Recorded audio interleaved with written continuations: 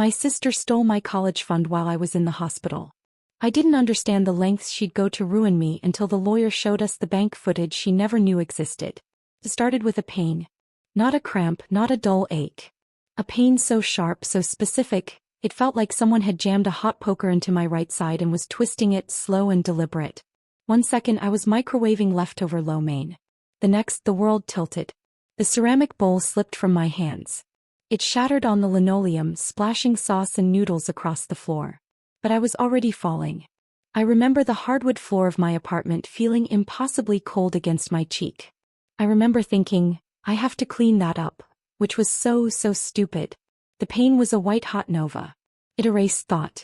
It erased everything but the need for it to stop. I must have grabbed my phone. I must have dialed 911. I remember a voice. A man's voice. "Ma'am, are you there?" I remember the high, thin sound of the siren, like it was coming from a million miles away. Then boots. Heavy boots on my floor. A new voice, a woman, calm. "Hey honey. We're here. What's your name?" I tried to say, "Aaron," but I think I just blacked out. The next 3 days were a blur. A morphine and anesthesia-fueled nightmare. The world was beeping. A steady, rhythmic beep that I learned to hate. It was the only constant in a world that had dissolved into slurry. The air smelled wrong. It was sharp like antiseptic and floor wax and something else. Something metallic. Like old pennies. My mouth tasted like I'd been chewing on them. Burst ovarian cyst, a kind face in blue scrubs told me. The face would appear, swim in my vision and then fade away. Emergency surgery.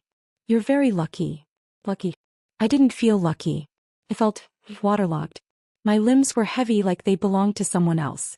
The morphine wrapped my brain in heavy wet wool. I couldn't form a complete thought. I was just floating. Drifting in a gray, painless fog. I'd surface for a moment. A nurse would check the 4 in my hand. Her touch was gentle. "How are you feeling, sweetie? Pain okay?" I'd nod. Or I think I'd nod. And then I'd be gone again. This was my life for 72 hours. A void. A painless, timeless, gray void. I had no idea that while I was drifting, my life was being dismantled. When I finally surfaced for real, the fog lifting just enough to let the world snap into painful focus, my older sister Claire was there. She wasn't sitting by the bed. She wasn't holding my hand. She was in the visitor's chair in the corner, one leg crossed over the other, her foot bouncing impatiently. She was scrolling through her phone. The rapid click-click-click of her acrylic nails on the glass was as sharp as the beeps from the heart monitor. It was the first sound I truly heard. And I hated it. I tried to speak. My throat felt like sandpaper. "Clara." She didn't look up. Not right away. "Clara?" I tried again. It came out as a croak. "Oh good. You're awake." She finally pocketed her phone, but she didn't stand up. Her voice was flat. Annoyed. Like I'd interrupted her. What happened?" "You had surgery, Aaron. A real mess." She finally stood, smoothing her silk blouse. It was a pale blue, the kind that costs more than my rent. Clara always looked like she was about to close a major business deal, even in a hospital room at 8 a.m. Her perfume, something sharp and expensive, probably Chanel, cut right through the antiseptic smell. Made my stomach turn. "I've been handling everything," she said, her voice dripping with a manufactured martyrdom that I knew so well. It was her long-suffering voice. "The doctor's the insurance dad. He's a wreck, by the way. You really scared him." Guilt. The first emotion I felt, right after confusion. She'd led with guilt. I'm sorry. It's fine." A heavy sigh, the kind she'd perfected. She walked over and looked at the 4 bag, not at me. "I took care of the paperwork. You just rest." I tried to ask a question. The insurance?" "Aaron, please," she snapped. Her voice was a low, sharp hiss. "I'm on the phone with Blue Cross. I've been on hold for 40 minutes. Can you just not? I'll handle it. That's what you're good at. I'm the responsible one here." I shrank back into the pillows. They were stiff, smelling of bleach. I just watched her. She started pacing. She pulled out her phone, put in an earbud and started a new call. "Yes, this is Clara Benson. I'm calling about my sister Erin." "Erin?" "Yes. I'm her primary financial contact. I signed all the admission forms." My My primary financial contact? Yes, I need a full update on the billing codes. The surgeon's fee looks exorbitant. I work in finance, so I know what I'm looking at. Don't try to. She was negotiating. Or not negotiating. She was brawling. I was too weak to interrupt. Too tired. The stitches in my stomach gave a sharp, angry pull with every breath. Let her. That was my first mistake. For the next 2 days she was a whirlwind of motion and authority. She was a general in a war room and I was just a casualty on a cot. She'd be there in the morning when I woke up, already on her laptop, the keyboard clicking. "Morning," she'd mutter, not looking up. "The doctor will be in soon. I've already prepped him on our insurance situation." Our situation? Don't worry about it. When the doctor, a kind man with tired eyes, came in, he spoke to her. He'd start to address me. "Well, Erin, your labs look." And Clara would cut him off. "Dr. Patel, hi. Clara Benson again. I'm handling her care. Did you get my email about the post-op medication? We need the generic. I've already checked with her insurance. The brand name isn't on the formulary." "Well, yes, but for the first few days the generic is fine," Clara said. It wasn't a request. The doctor would sigh, look at me with a flicker of pity, and then nod at Clara. "As you wish, Miss Benson." I felt erased. I was a child. A prop in my own medical drama. She brought me paperwork. Piles of it. "What's this?" I'd whisper, my voice still raw. "Hospital forms. Difference. Just sign here." She'd hold the clipboard, a pen already clicked, and point to a yellow sticker that said "sign here." But I should read. "Erin, you're on morphine," she'd say with a short, humorless laugh. "You can't even see straight. Do you really want to read insurance fine print right now? I've already read it. It's standard. Just sign. I'm trying to get you out of here." Her impatience was a physical force. It was easier to sign than to fight. So I signed. I signed a release form. I signed a patient representative form. I signed. God, I don't even know what I signed. I just signed where she pointed. My signature was a wobbly, pathetic scrawl. "There," she said, snatching the clipboard back. "See? Easy." She was so efficient. So in control. And I was so tired. The family, they were all texting her. Her phone would buzz on the bedside table, a constant, vibrating reminder of her importance. "That's Aunt Karen," she'd say, picking it up. "Ugh. Dad again. He's a mess. I have to manage everyone's emotions, on top of all this." She'd walk into the hallway to take the calls. I'd hear her muffled voice. "Just a disaster. The bills are piling up. I'm handling it. No, she's too weak to talk. I'll tell her you called." She never told me. She was building a wall. Brick by brick. And I was on the inside, too sick to even notice the windows being covered up. I was alone. I just didn't know it yet. I was discharged 5 days later. A nurse I'd never seen before wheeled me down. Clara was already at the curb in her spotless white Lexus, tapping the steering wheel. She didn't get out to help. The nurse and an orderly had to maneuver me into the passenger seat, my body stiff and aching. "Okay, thanks," Clara said to them, dismissing them like valets. She pulled out into traffic. The car was silent except for the quiet hum of the engine. "Where's Dad?" I asked. The seatbelt pressed against my incision and I winced. He was too emotional. I told him I'd handle it. "He's just a lot right now." "He's a lot." We drove for 10 minutes in that thick, heavy silence. I stared out the window. The world looked too bright, too fast. I felt nauseous. "So," Clara said, her eyes fixed on the road. "That was a performance." "What?" "The thing. In the hospital. You really did a number." "For my organ burst." "Right. Well, the bills are something else, Erin. Just something else.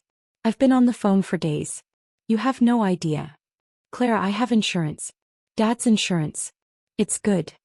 "It's not as good as you think," she snapped. "Not for this. Not for an out-of-network surgeon, which of course is what you got. You're lucky they even treated you." I didn't know what to say. I just felt a cold dread creep up my spine. We got to my apartment. She parked. My dad's car was there. He was waiting. He got out and my heart gave a small leap. He was here. But he didn't move toward my door. He just stood by his own, his hands shoved deep in his pockets. Ticked, sold, tired, and angry. Claire got out. Okay, let's get you upstairs. She grabbed my small overnight bag from the trunk. I had to get myself out of the car, gripping the door, my legs shaking. Every muscle screamed. I stood there, hunched over, holding a pillow to my stomach. Dad. He finally looked at me. His eyes were cold. Clara told me what a nightmare this has been, Aaron. All the calls. The finances. She's really stepped up. He was praising her. Before I was even on the sidewalk. Dad. Just get some rest, Aaron. Clara said you just need to rest. He didn't hug me. He didn't touch me. Clara put her arm around me, but it wasn't a comfort. It was a prop. She was steering me like a piece of furniture. Come on, Aaron. Let's get you up. Dad, I'll call you after. He just nodded. And got back in his car. He didn't help me up the stairs. He left. I watched his car pull away and the dread in my stomach turned to ice. I had to pause on every single step of the 3 flights to my apartment. Clara sighed heavily at each pause. You're fine, Aaron. You're not an invalid. Just walk. When we finally got to my door, I fumbled with my keys. My hands were shaking. She took them from me. Oh, for God's sake. She opened the door. The apartment was dark. It smelled stale. The shattered lo mein bowl was still on the floor, a congealed, sad mess. Ugh, Clara said. This place is, well, typical. She dropped my bag on the floor with a heavy thud. Hey, I've got a 2 p.m. meeting. Do you need anything? Though. I guess not. Good. My phone's going to be on silent. I've got to deal with this mess. The financial mess. She was already halfway out the door. Clara, wait, I said. Thank you. For helping. She stopped. She turned. You have no idea, Aaron, she said. Her voice was flat. Dad, you have no idea what I had to do. And she left. I stood there in the doorway, my apartment a mess, my body screaming. I was home. I had never ever felt so alone. I slid down the wall, my stitches pulling, and I cried. I cried for my mom. I cried from the pain. And I cried because my family, they hated me. And I didn't know why. I slept for almost a full day. When I woke up, it was dark. My body ached, but my head was finally, blessedly clear. The fog was gone. My stitches itched. I was cold. I was thirsty. I shuffled to the kitchen, my feet sticking to the spilled whatever on the floor. I ignored it. I drank a full glass of water, leaning against the counter. My apartment was silent. The oppressive silence of being truly alone. My phone was in my bag, still on the floor by the door. I hadn't looked at it. I dreaded it. I dreaded the nothing. The silence. Or worse, the messages. I grabbed it. I sat at my small kitchen table, wrapped in a quilt, finally feeling safe-ish. I was alive. I was home. I plugged the phone in. It lit up. Voicemails from friends.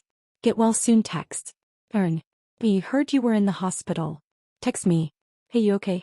I felt a small wave of relief. People cared. And then the email notification from my bank. It was an alert. A standard, automated alert. A large withdrawal has been processed from your Janice's Fund for Aaron account. My heart stopped. The world stopped. My breath caught in my throat. Large withdrawal. What? I must have paid a tuition bill.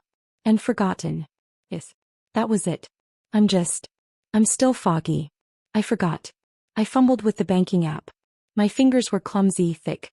I typed my password wrong. Twice. Invalid password. Come on. I finally got in. I clicked on the accounts. Checking. $412. Savings. $1,800. And Janice's Fund for Aaron. My college fund. The one my late mother Janice had built for me.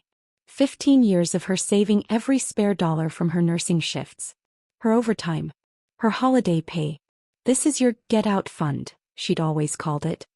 Your start over fund. Your be anything you want fund. The account I was never, ever supposed to touch until my junior year. I clicked it. The screen loaded. The balance. $14.22. I didn't understand. What? My vision swam. This was a mistake. A bank error. It had to be. The app was glitching. I closed the app. I shut my eyes. I counted to 10. My heart was a hummingbird in my throat. I opened the app again. I logged in. I clicked the account. The number stayed. $14.22. I scrolled down. Previous balance. $40,178.50. Transaction. Withdrawal, branch location. Amount. $40,164.28. Processed 3 days ago. The day after my surgery. I was floating. While I was in the gray, painless void. My hands started to shake. A violent tremor I couldn't control. The phone clattered from my grip, hitting the table. The pain in my gut was back, but it wasn't the cyst. It was dread. It was violation. No. She wouldn't. But I've been handling everything. You have no idea what I had to do. The bills are astronomical. Oh God. I grabbed the phone. I hit the call button for Clara. Rang. Once. Twice. She picked up. Cheerful. Obnoxiously, sickeningly cheerful. Erin. Feeling better, sweetie? My voice. I couldn't find it. Clara. It was a rasp. Whoa, you sound awful. Are you resting? I told you to. The money, Clara. Silence. The cheerful mask dropped. I could feel it drop. My college fund, I whispered. It's gone. It's all gone. Pause. Then a heavy, long-suffering sigh. The sigh I'd heard a dozen times in the hospital. Ugh, she said. The word was full of annoyance. I had to, Erin. I told you. You've what? I had to. The hospital bills were astronomical. Just astronomical. They wouldn't let you leave, Erin. They were talking about collections, liens. They wanted a payment immediately. What? I have insurance. Dad's insurance. It's good. It didn't cover everything, she snapped. Her voice turned to ice. Not even close. You're lucky they even treated you. I had to sign a personal guarantee. I had to make a choice. Let them send us to collections? Bankrupt Dad? Or use the money that was just sitting there? Sitting there. I was shaking my head even though she couldn't see me. Sitting there? Claire, that was Mom's. That was mine. It's family money, Erin, she said. Her voice was cold. Hard. And this was a family emergency. You have no idea what I had to do. I've been on the phone for days fixing this. Days. While you were sleeping. You should be thanking me. I saved this family. The line went dead. She hung up on me. I sat there. In the dark. The phone buzzing in my hand with a dead line. The silence of the apartment was a roaring in my ears. Astronomical. Saved the family. She stole my money. She stole my money and she was proud of it. I slid off the chair. I think I was screaming. I don't know. I was on the floor. The cold, sticky floor. My world wasn't just tilted. It had shattered. It was gone. I don't know how long I stayed on the floor. An hour? 3. The sun started to come up. I watched the gray light crawl across the room. I was cold. My stitches ached with a deep, throbbing pulse. She stole it. The thought just looped. She stole it. She stole it. She stole it. But maybe she was right? Maybe the bill was $40,000? A burst organ. Emergency surgery. 5 days. Maybe. I don't know. I don't know anything about this. She works in finance. She knows these things. My own dad's voice. Maybe I'm the one who's wrong. Maybe I am ungrateful. The gaslighting. It was already working. I pulled myself up. My body felt old. I had to call Dad. He would know. He would fix this. He had to. My hands were still shaking. I dialed his number. He picked up on the 4th ring. He sounded grumpy. Erin, it's 7 a.m.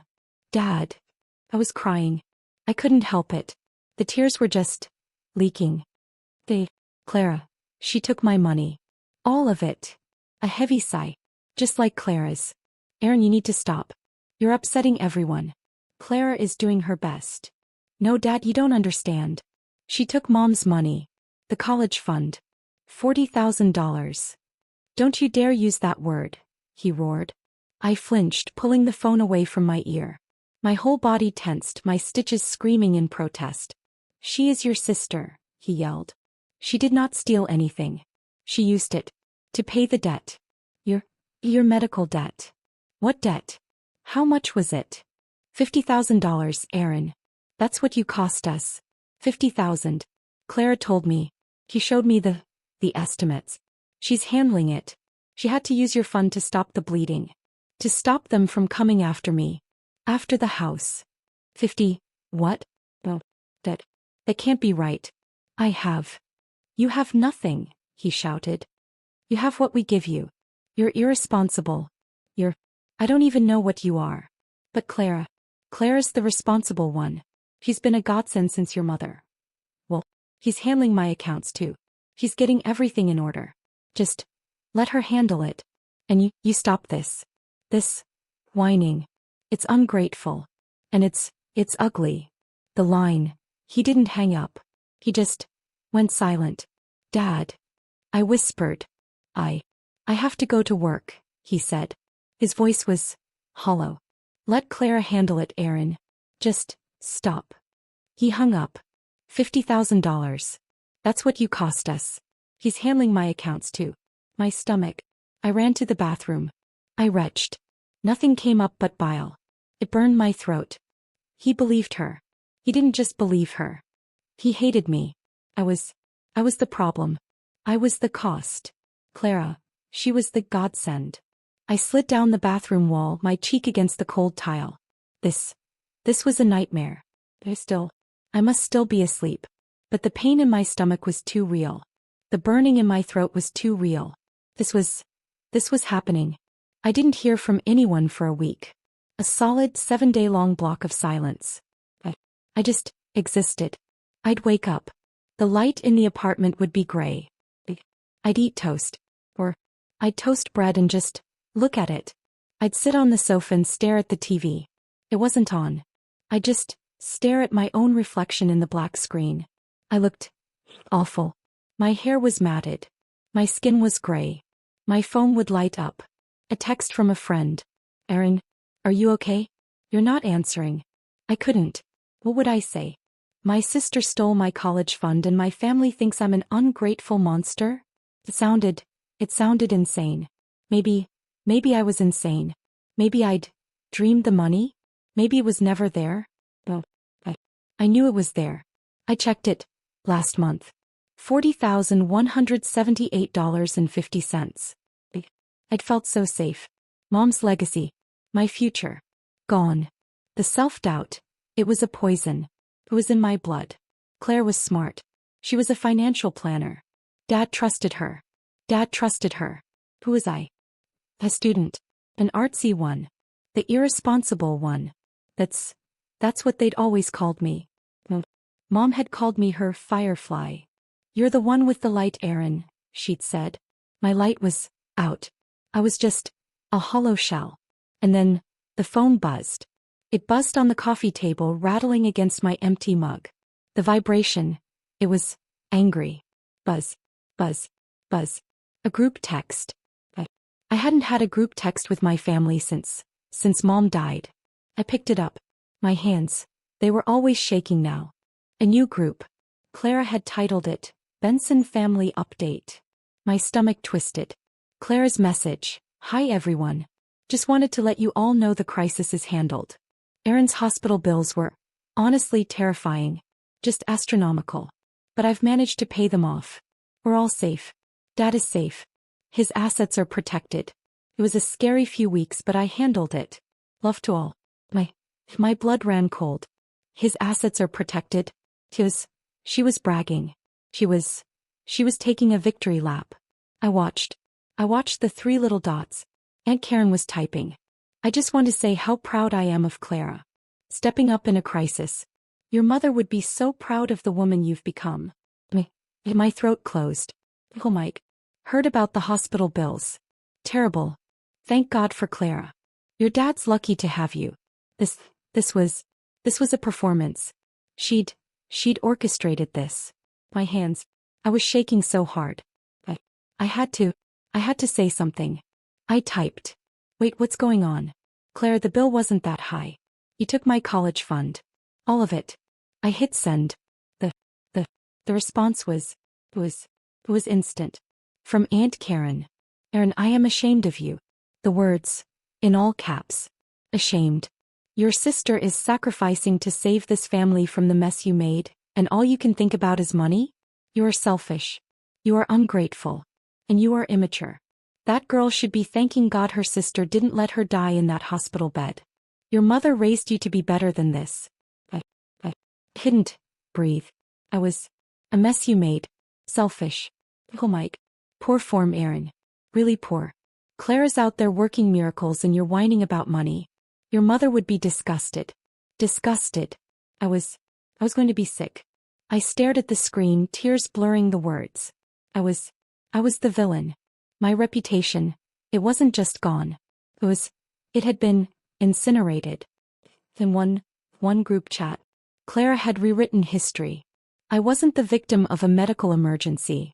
I was the cause of a financial crisis. She wasn't a thief. He was a hero. Then, the final devastating message. The masterstroke. From Claire. Guys, please. Don't be hard on her. She's just confused. It's the medication. The post-op drugs. They're really strong. She's not herself. It's fine. I'll handle her. I'll take care of it. The condescension. The pity. I'm the sane one move. It was a public execution. She'd made me insane. She told them I was. I threw my phone. I threw it as hard as I could. It hit the wall, the screen shattering. It clattered to the floor, a dead black rectangle. I screamed. A long, ragged, hopeless sound. I was broke. I was still weak, my incision aching, burning. Every time I sobbed. And I was completely, utterly, devastatingly alone. No one would ever believe me. I'd lost. She'd won. She'd won. I tried to fight back. So, that's not right. I tried to find proof. I tried to prove I wasn't crazy. I had to. Here's where it gets really dark. I waited a day. I fished my phone from the floor. The screen was a spiderweb of cracks. But it turned on. I needed the bill. The astronomical bill. I had to see it. If it was $40,000 or $50,000, then I was the monster. Then I was the ungrateful. I had to know. I called the hospital's billing department. My voice, it was a croak. Billing, a flat voice said. Hi. I'm Erin Benson. I was a patient. I need a copy of my itemized bill. Patient number? I gave it to her. The hold music. It was Vivaldi's Spring. It was so cheerful. So bouncy. It felt like a personal insult. I sat there, for 10 minutes, listening to the violins. My leg, it was bouncing, up and down. Finally the voice came back. Erin Benson? Yes, that's me. Ma'am, I show a financial hold on this account. All inquiries are being directed to the primary financial contact. My blood, it ran cold. I am the patient. I understand, ma'am. But, due to the financial arrangements made, all billing information, is locked. Locked? What does that mean? I'm the patient. I'm 21. I'm an adult. Ma'am. I understand your frustration. But, the guarantor, the one who, he's the only one with access. Who signed? The guarantor listed is Clara Benson. But I was. She signed the financial responsibility forms upon your admission, ma'am, while you were incapacitated. Incapacitated. The word. It hit me. While you were incapacitated. But I'm awake now, I begged. I am asking for my own bill. I'm sorry, ma'am. Cannot release that information. Is there anything else I can help you with today? I hung up. I had been erased. She hadn't just stolen my money. She had stolen my identity. She'd locked me. I felt completely removed from my own life. I couldn't win. She held all the power. She had my family and she had my dad's money. She'd locked me out. I spiraled. For a solid week I just existed. My apartment felt like a prison. The mail piled up by the door unopened. My stitches pulled. A constant physical reminder of my weakness. The self-doubt was crushing. I wondered if $50,000 was really the cost of a burst cyst. I didn't know. I questioned whether I was the crazy one. She's a financial planner. She works at a top firm. She knows these things. I'm just a student. I don't know anything. Maybe I was ungrateful. Maybe I was immature. The gaslighting was so total that I started to believe it. My world became small. Just the four walls of my cheap apartment. The smell of stale air lingered and I couldn't bring myself to eat the toast I made. Then my phone rang. It was still on the floor by the wall. The sound was shocking, loud, intrusive. I crawled over to it. The screen was lit up, showing an unknown number. My voice was hoarse. I hadn't spoken in days. Hello. Miss Erin Benson? The voice was old, kind. Yes. This is Robert Davies. I was your mother's attorney. I'm sorry to call so out of the blue, but we need to schedule the final reading of her will. Fall was weird. My mom's will had been read, or so I thought. She died 2 years ago. It was simple. The house to dad, her small 401k split between us. The college fund was separate. It was a joint account in both our names set up outside the will. I think that's all been handled, Mr. Davies, I said. Not entirely, he said. He sounded papery. Your mother added a specific codicil about 6 months before she passed. A final provision to be executed 2 years after her death. The 2-year mark was last month. I've just been authorized by the probate court to proceed. Can you come in? I agreed. I had nothing else. Mr. Davies's office was in an old brick building downtown. The kind of place with a real wood desk and leather-bound books that smelled like dust and floor wax. He had one of those justice posters over a waterfall. I remember thinking, this guy probably loses a lot of cases. But turns out he didn't. He sat me down. Erin, I knew your mother for 20 years. She was a very smart woman. A very careful woman. I know. She set up your college fund with me, not with your father's advisors. She wanted it separate. She was specific about that. I nodded, not understanding where this was going. She was also worried. In her last year, she saw how much control Clara was taking over your father's finances. It made her uneasy. This was news to me. So, he continued, she created this codicil. It's not about money. It's about oversight. She also left me this. He slid a manila envelope across the desk. My name was on it. In my mom's handwriting. I opened it. Inside was a safety deposit box key. And a note. Erin, this is your get-out fund. But I'm worried this isn't enough. Clara is smart, but she's possessive. Like her father. This key is for my personal box. Not the family one. Only you and Mr. Davies know about it. If things ever get complicated, this is for you. Be smart. I love you. My eyes filled with tears. She was worried, Mr. Davies said softly. She was worried Clara might try to consolidate assets after she was gone. Especially your fund. It was like a ghost reaching out. My mom knew. He saw this coming. This was my hidden advantage. This wasn't just my mom's lawyer. This was my mom's ally. I looked back at him. I remembered Clara just last year helping me with my student loan FAFSA forms. Oh, Erin, you're hopeless with this stuff. Just give me your passwords. I'll handle it. She'd had my social security number. My bank logins. Everything. She'd called me irresponsible and immature for years. She underestimated me. He thought I was the dumb, artsy one. She forgot I was my mother's daughter. Mr. Davies, I said, my voice shaking. She did it. She stole it. $40,000. She claims it was for hospital bills, but she's blocked me from seeing the bill. Mr. Davies just nodded. Fully. He wasn't surprised. That, he said, is where we begin. This is where I learned that fighting back isn't a big dramatic movie scene. It's paperwork. It's tedious. And it's slow. Here's the plan we made. The fund was a joint account, yes. But I was the primary account holder. Mom was the secondary. Any withdrawal over $1,000 required my signature. Not Clara's. So, Mr. Davies said, there are two possibilities. Either the bank manager made a massive, illegal error, or your sister committed forgery. My blood ran cold. She wouldn't.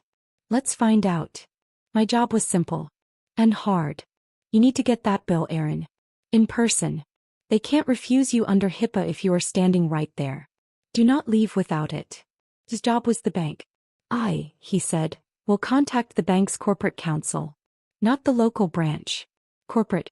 I will inform them as executor of your mother's estate that we are investigating a fraudulent withdrawal from a deceased client's trust account. That should get their attention. He wasn't wrong. The next day I took the bus to the hospital. I was still sore. I brought a small pillow to hold against my stomach. I sat in the billing office for 2 hours. The woman at the desk, Brenda, was a nightmare. I told you on the phone, Ms. Benson. We can only speak to Clara. I'm the patient, I said. Calmly. I'm standing right here. You are legally required to provide me with my own itemized medical bill. I am not leaving without it. She huffed. She made calls. I just sat there. I watched her tap on her keyboard. I watched her roll her eyes. Finally, she spun her monitor around. You want it? Fine.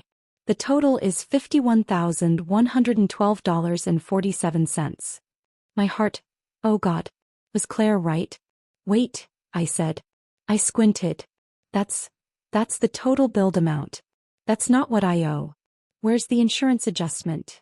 Brenda's face soured. She'd been caught. She clicked a few more times.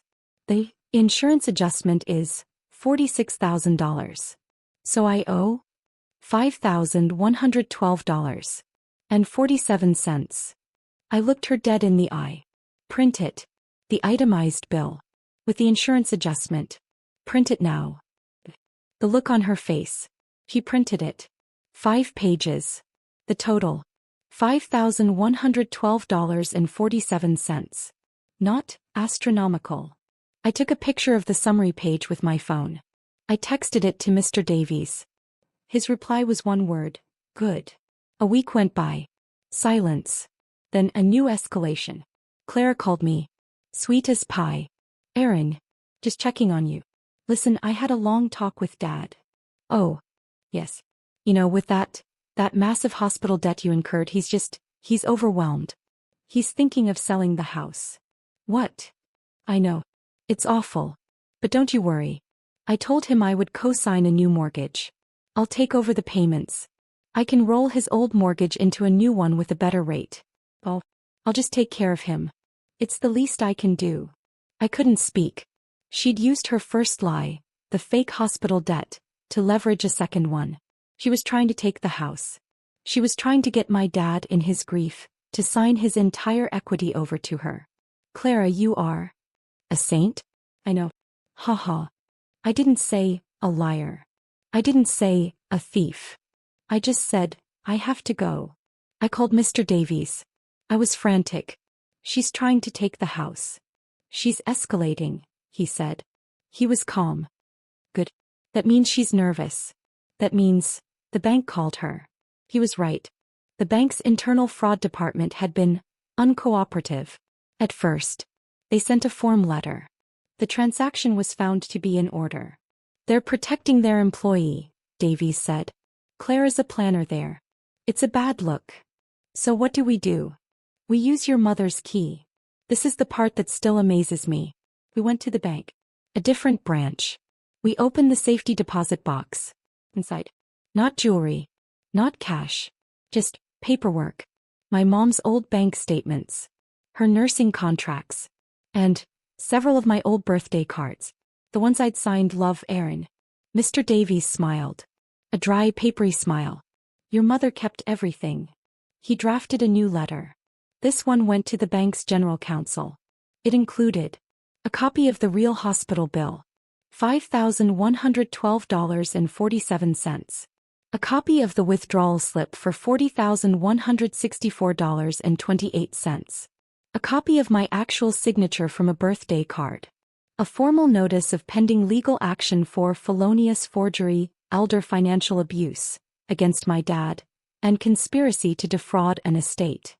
He CC'd the state's financial regulatory board that he did not mess around. The bank's general counsel called him back in, for hours. They were apologetic. Mr. Davies, we are opening a full high-priority investigation. We seem to have found some discrepancies in the branch-level report. You don't say, Davies replied. We also have, the lawyer said, the full internal security logs and video footage for that transaction. As per your request. Mr. Davies hung up. He looked at me. It's time to schedule the will reading. We scheduled it for that Saturday. At his office. He invited everyone. My dad. Aunt Karen. Uncle Mike. And Clara. The invitation was simple. To read the final codicil of Janice Benson's will and to celebrate her legacy. Clara of course thought this was about her. She arrived in a sharp cream-colored power suit. She looked triumphant. He was the hero after all. She'd come to receive her crown. We all sat in the small beige conference room. The justice poster staring at us. The coffee was stale. Aunt Karen was already praising Clara. Honestly, Clara. What you've done. Taking care of your father.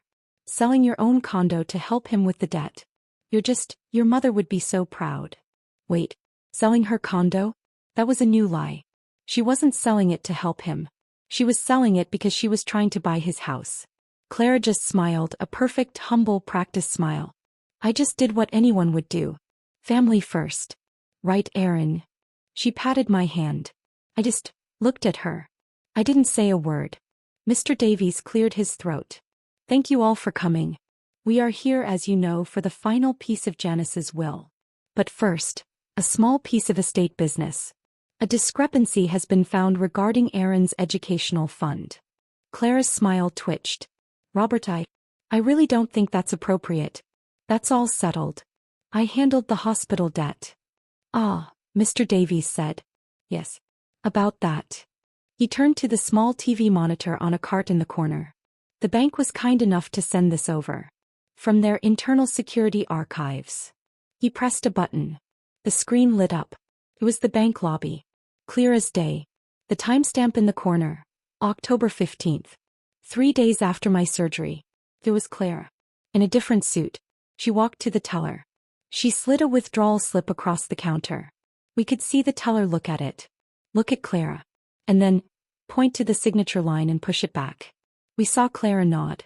Take the slip. And then, the camera angle was from above. We saw her step to the side to the little counter with the pens. She pulled a piece of paper from her purse. He looked at it. He practiced the signature. Once. Twice. She literally shook her hand out. Like she was getting out a cramp. Then she stepped back to the teller. Signed the slip. Slid it over. And smiled.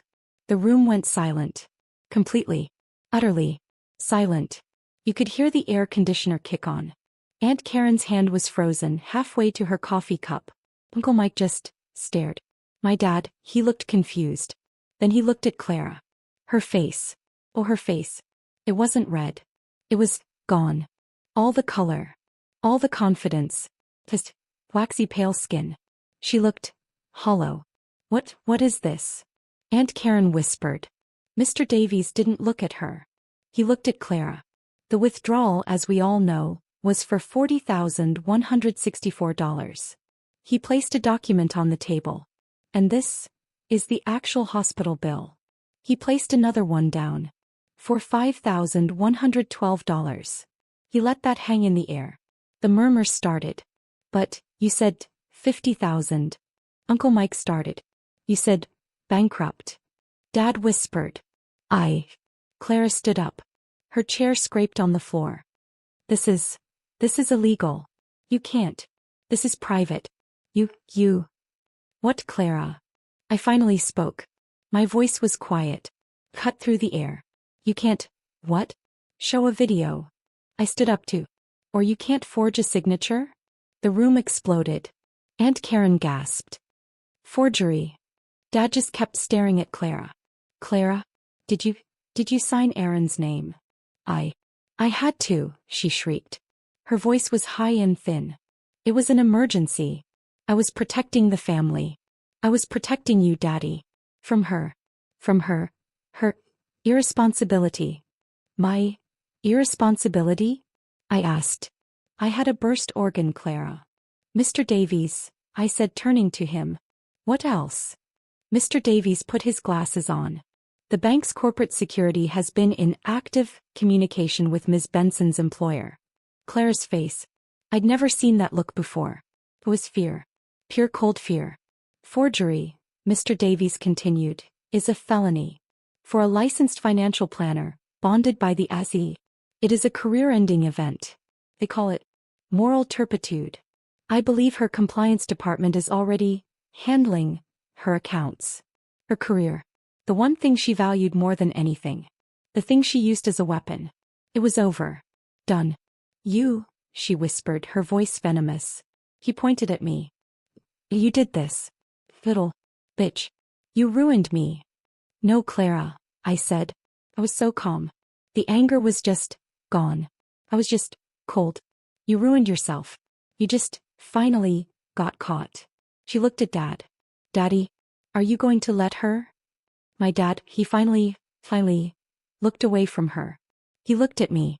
And he just shook his head. Clara, she just deflated. She grabbed her $2,800 Hermes bag. The one she'd posted on Instagram 6 times. And she ran. She ran out of the office. The heavy door slammed shut behind her, rattling the justice poster on the wall. That was just the first domino. The room was a tomb. Aunt Karen was openly crying. Oh, Aaron. Oh, honey. We didn't know. I'm so sorry. I just nodded. I know. I looked at my dad. Kicked, sold, broken. I'm sorry, Aaron, he whispered. It wasn't enough. Not nearly enough. But it was a start. Mr. Davies cleared his throat. Now. About your mother's codicil.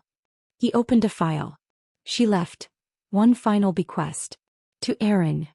He slid a piece of paper over. It was the deed. To the safety deposit box. And this, he said. It's a check. From your mother's personal account. The one she kept hidden. She wrote, for my daughter. In case she needs to start over. It's for $10,000. I just sat there. She had known. She'd given me the tools. She'd given me the lawyer. And she'd given me the means. My revenge. It wasn't mine. It was ours. The fallout was total. Clara's firm fired her by noon on Monday. It was brutal. Gross violation of fiduciary duty. They posted her termination on the public FINRA BrokerCheck website. No reputable firm will ever hire her again. The bank, terrified of the lawsuit I could file, went into overdrive. They restored the $40,164.28 to my account. By Monday. They also sent a check for $5,112.47. Directly to the hospital. To pay the real bill. Then they sent me a check. For $10,000. For your trouble, the bank's lawyer said on the phone. And, for your silence. I took it. Clara. She had to sell her condo. For real this time. To pay for her legal fees. The state bar was investigating her licenses. She lost. Everything. The family. Well, it fractured. It's broken. My dad, he's in therapy. He finally realized how much Clara had controlled him. How she'd isolated him in his grief. Their relationship is, well, it's not. He calls me. It's awkward. But we're trying. Aunt Karen. This is the truly unexpected part. He's been my rock. She called me the day after the reading. Sobbing. I was so awful to you, Aaron. But I believed her. It was just easier to believe her. But she's so polished. And I'm so sorry. She's the one who helped me find a new apartment. He brings me soup. He's trying to make up for it. And I'm letting her. Mr. Davies. He's not just a lawyer. He's my mentor now. He's helping me navigate my new college applications. Which brings me to how. I'm writing this. From my new dorm room. It's not a fancy private college. It's a state school. 3 hours away. I'm a pre-law major. Funny, right? But my room is small. It smells like old carpet and instant noodles. But every single thing in it is mine. I earned it. I paid for it. With my money. With Mom's money. Last week I got a package. It was from Aunt Karen. Inside was a small framed photo. It was me and Mom. At the beach. I was maybe 10. He was laughing. Really truly laughing. I put it on my desk. I'm not alone. I was never really alone. I just had to fight. The truth set me free. Cost me a sister I never really had. But it gave me a future. And that freedom, that's a hell of a legacy.